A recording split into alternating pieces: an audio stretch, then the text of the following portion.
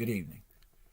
I come to you with a thought that was more or less a process of something that I've learned.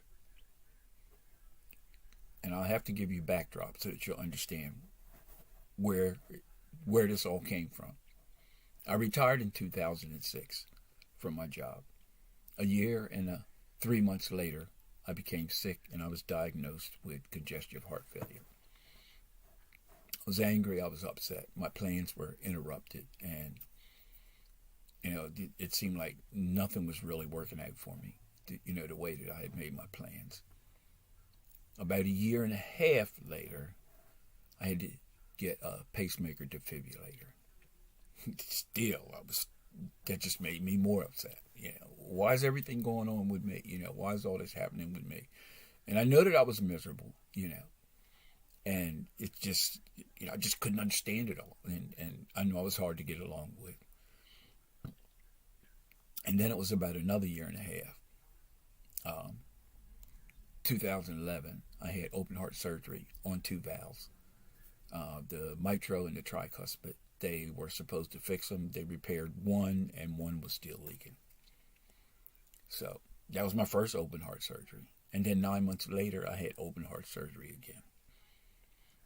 And this time, my heart was so bad that they told me that if I didn't live on this machine, which was called a LVAD, a left ventricular assist device, that I wasn't going to make it. I was going to die. So it was a device, it was a pump on the left-hand side of my heart. And it was inside. And then I had a tube coming from the pump out of my abdomen that was connected to a small computer that I had in a pouch that I had to wear around my waist. And I had two batteries over my shoulders.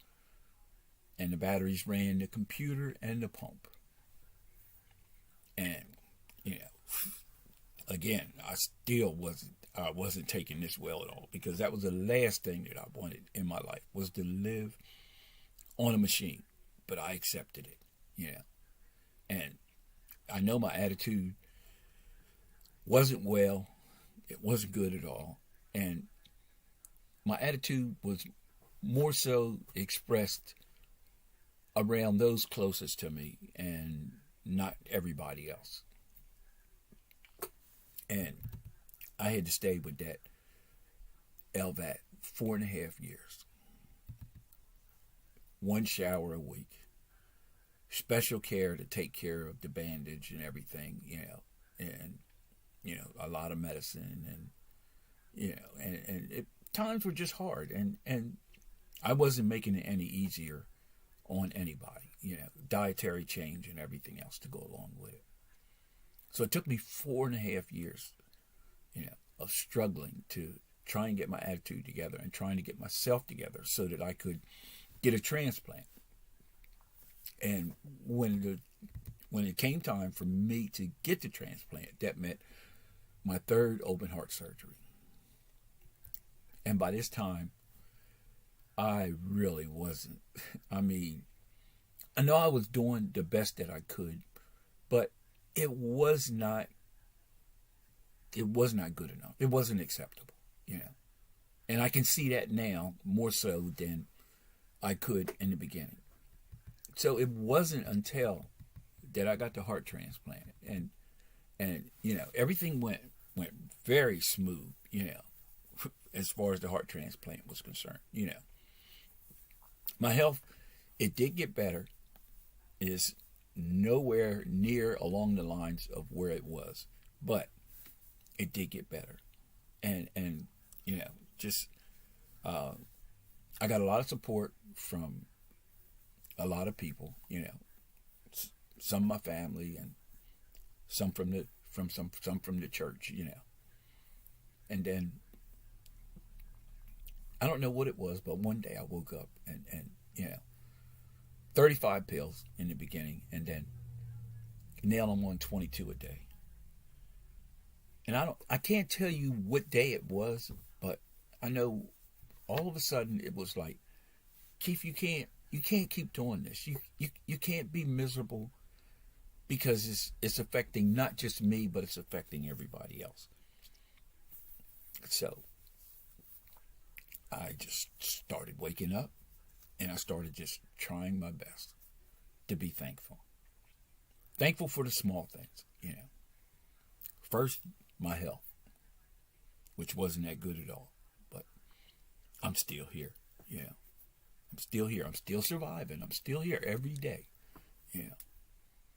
And it didn't it didn't take long, before I just said, okay, you gotta work at this, because it was a whole lifestyle change. So the thankfulness for my health, for food, for shelter, for clothing, for transportation, for friends that cared about me. Just the little things. And we all have little things that we can be thankful for. And it was at that point when the thankfulness really, really kicked in, that I noticed that my attitude had changed drastically, and it made it easier for me to be around other people. It took a long time, and I wish I could have did it earlier, but I don't know what was causing me to be, just so, I guess you could say, self-centered.